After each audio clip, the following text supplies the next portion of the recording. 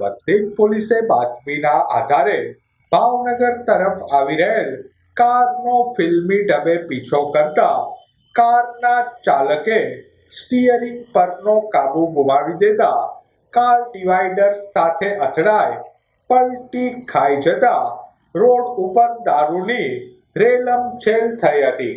બત્તીક પોલીસનો કાફલો નારી ચોકડી નજીક પેટ્રોલિંગમાં હતો તે દરમિયાન મળેલ બાતમીના આધારે શંકાસ્પદ હાલતે પસાર થઈ રહેલ કારનો પીછો કરતા કારના ચાલકે રોંગ સાઈડમાં કારને દોડાવી સ્ટીયરિંગ પરનો કાબુ ગુમાવી દેતા કાર નારી ગામ નજીક ડિવાઈડર સાથે અથડાઈ પલટી ખાઈ ગઈ હતી.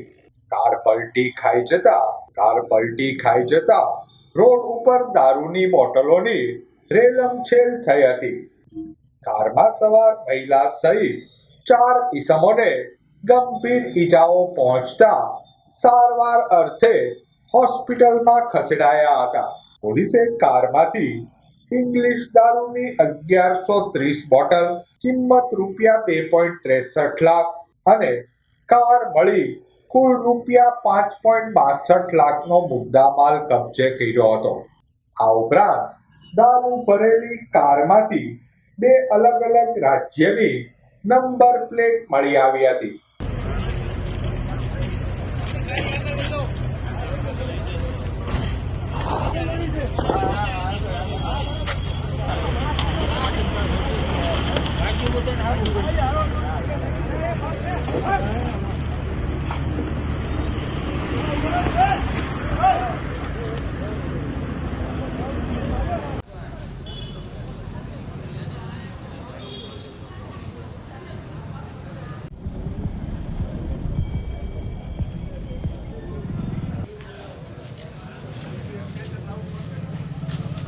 Alhamdulillah.